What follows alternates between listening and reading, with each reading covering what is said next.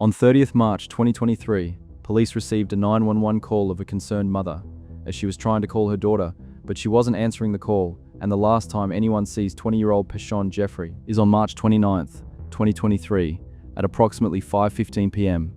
She throws a birthday party for her partner, 21-year-old Thomas Mosley, at their apartment in Delholmes Park. Pashun's relatives grow concerned. She normally calls them at least once a day, and when that call doesn't come the following day, March 30th, the family asks maintenance to check on her and her 2-year-old son, Taylen.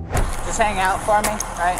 You're gonna have to stay around. I know it's unfortunate, but I need you to stay here. Just stay with this officer, okay? No problem. All right, thank you. Yeah.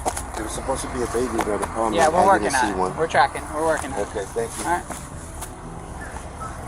What did you see when you went up there? Well, there's blood and bloody footprints all over the apartment. Yeah, I saw that. When I went towards the bedroom, because my concern was the kid and her safety. I saw the bathroom door was closed, so I pushed the bathroom door open. That's when she's laying on the floor, face down, with her shorts are down past her buttocks. Her blouse is up to her neck, and she has a hole about the size of a silver dollar on the left side of her skull. But between the ear and the skull, right about here. Investigators enter the apartment and find Pashun on the bathroom floor, lying in a pool of blood. The wounds are extensive. She has been stabbed more than 100 times. A firefighter, one of the first to catch sight of the scene, is later pulled aside by an officer. What he describes still stays with investigators.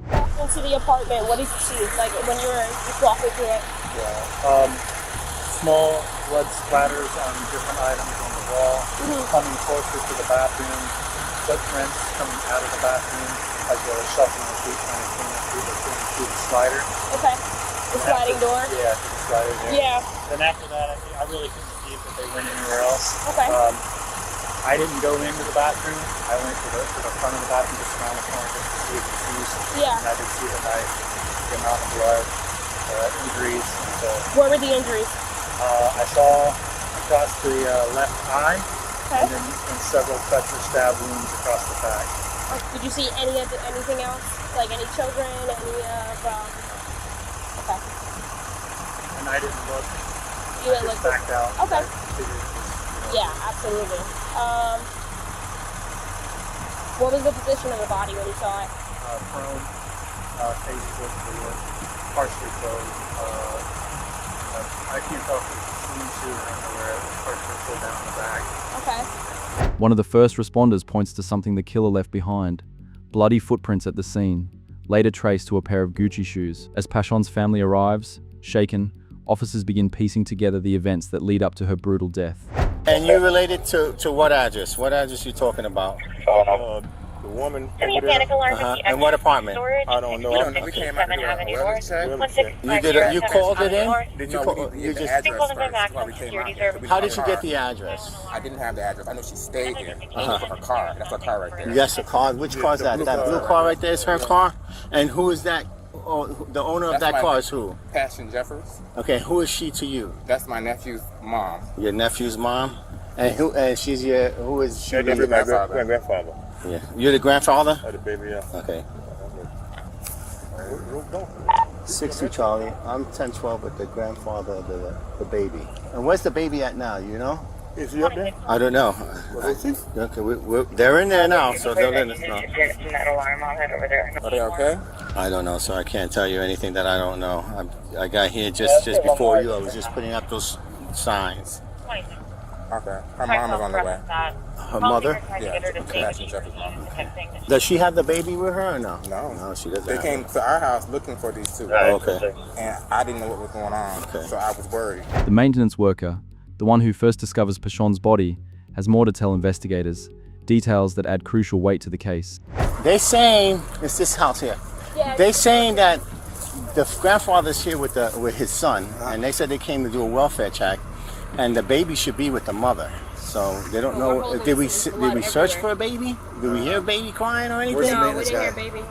Where's the maintenance man? The maintenance man's back here. I got his name. That's him? Yeah. All right, we need to make sure he doesn't leave. Yeah. We need to hold on to him. Okay. I got his ID. Apparently, I think he lives in this gun complex. Vi la sangre y los footprints. So I walked around them and I took my finger and when I pushed the bathroom window of the bathroom door open, that's when I saw her on the ground. Did you hear a child? Did you hear any No, I crying? tried to look for the kid. I tried to do a quick look to the bedroom and behind the sofas, and I didn't see nothing. Was the front door open or did you open it? No, I opened it. You had to open it with the key? I put the key in and turned it. Now, if it was open, I don't know because I was so. But I didn't realize that I put my hand on the doorknob and the doorknob is full of blood. I'm assuming the door was locked because the guarantor was on property. Yeah, and she was banging on the door, and the young lady from underneath her. My fingerprints. Yeah. The neighbor downstairs. The neighbor downstairs said that she heard last night a bunch of screaming and door slamming and the baby crying.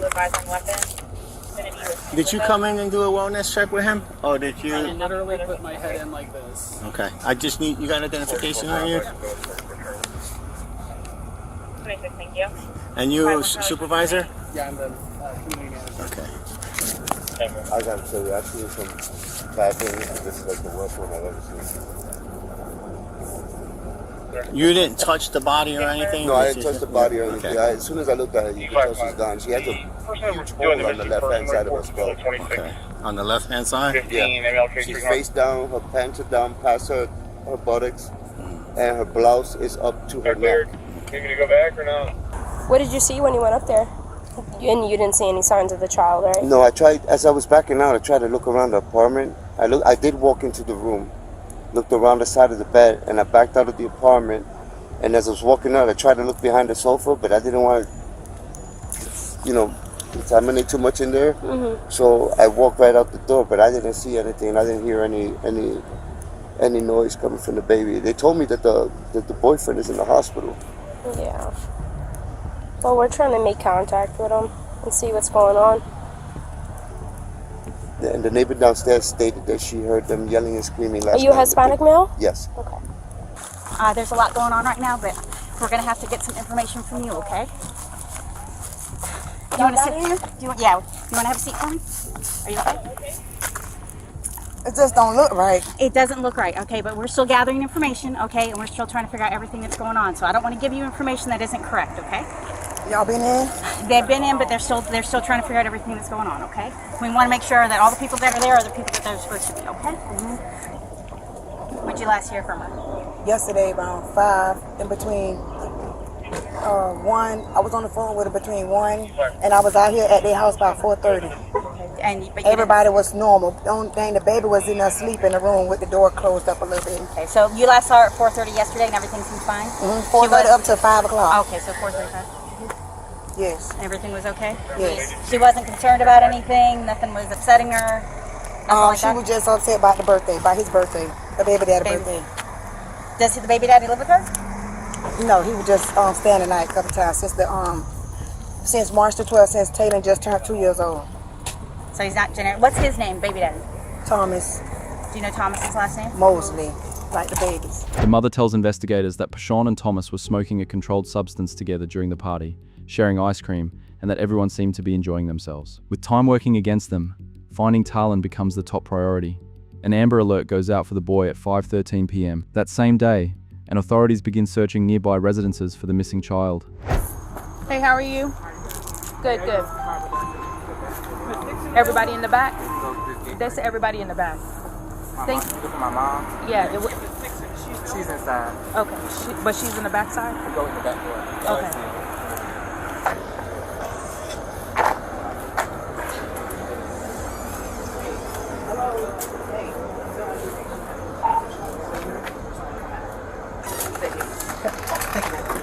Yes, thank you.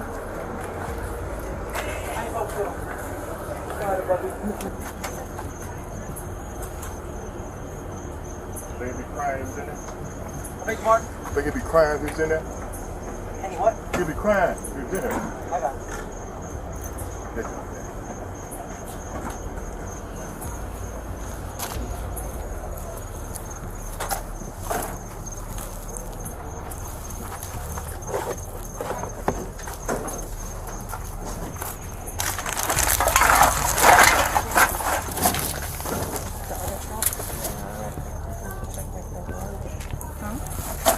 No, I'm not opening. I'm just looking inside.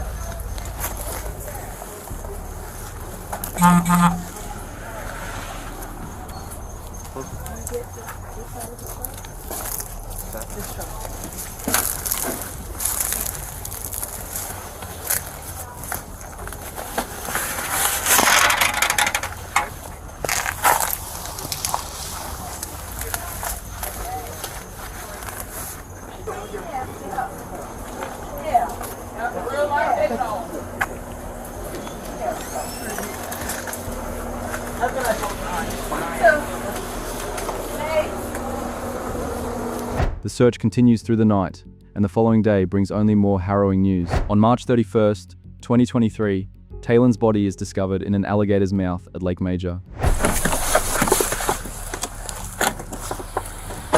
Hey, do you need help? I don't know if we're evacuating off the leave. I just take the whole east side over here off, connect to that other tape that they have. Okay. But, It's about tape.